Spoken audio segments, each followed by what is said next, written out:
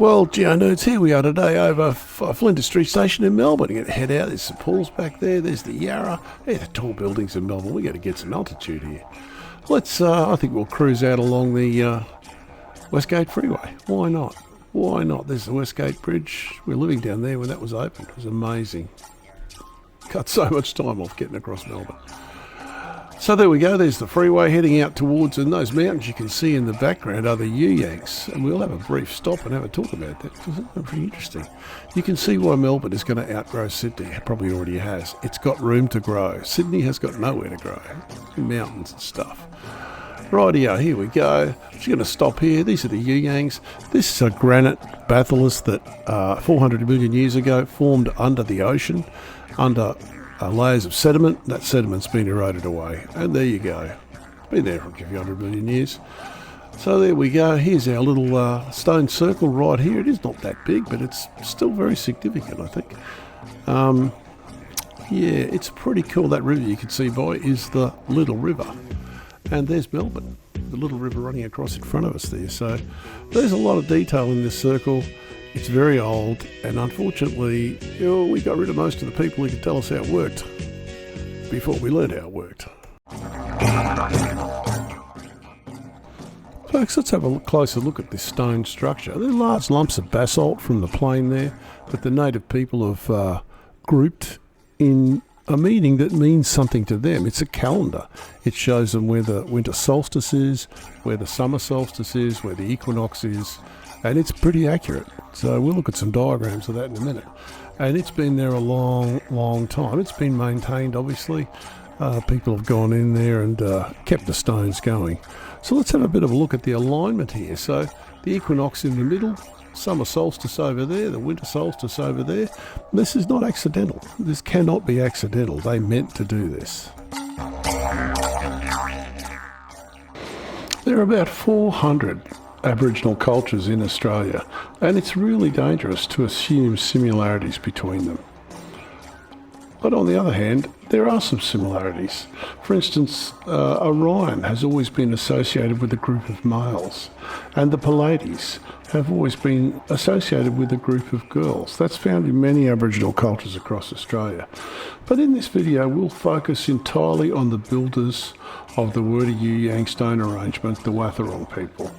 So yeah, there are other cultures with other similarities, but not in this video.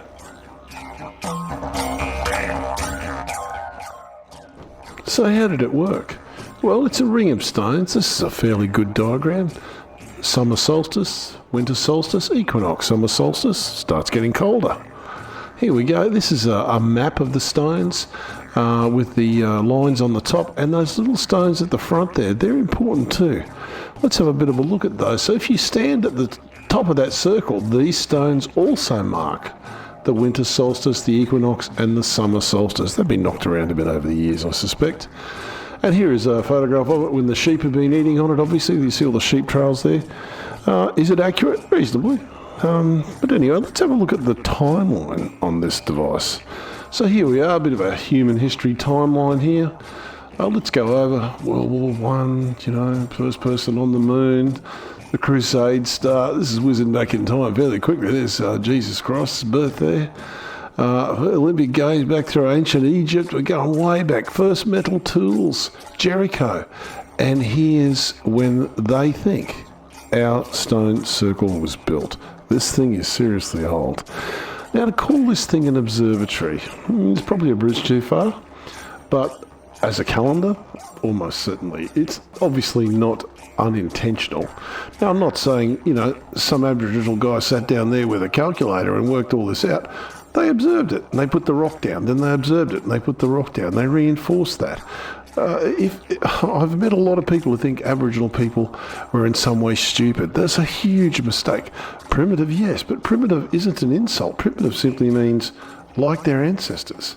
And they were observant. And I would put it to you that an Aboriginal person surviving in the pre-colonial Australia used more of their intelligence, wit, experience to stay alive than we have ever used because if you were in some way had a lazy day, you just didn't eat.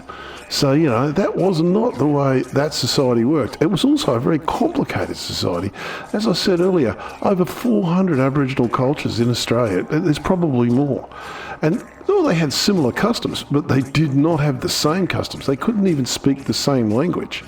Their corroboree was the way they communicated events and the way they recorded events. If you want to know more about the way this culture worked, listen to my audiobook series called The Reminiscences of Tom Petrie. It's a sort of a bridge between the way non-Aboriginal people think and the way Aboriginal people behaved in the 1800s and 1900s. So it's an interesting read. Listen, nowadays. I'm up to about chapter 9 or 10. I can't remember how far I've got into it now. So anyway, that is the Wurdi Youyang stone arrangement. The good news is in 2006, the local Aboriginal people received title to the site. So they now own it, they control it, they can look after it, they can make sure that, people don't go in there and do the wrong thing. And of course it's right by the Little River, which, as we all know, gave us the Midnight Oil. Oh, sorry, no, the Little River Band, that's it. Anyway, that's enough for today. It's not a particularly complex subject, but keep an eye on it because there are new studies going on. It could be interesting. You know what I'm going to say. First of all, thanks to all your new subscribers. Oh man, I'm really impressed. Thank you very much. And thanks to all your old subscribers for watching and giving me all those views. It really does help.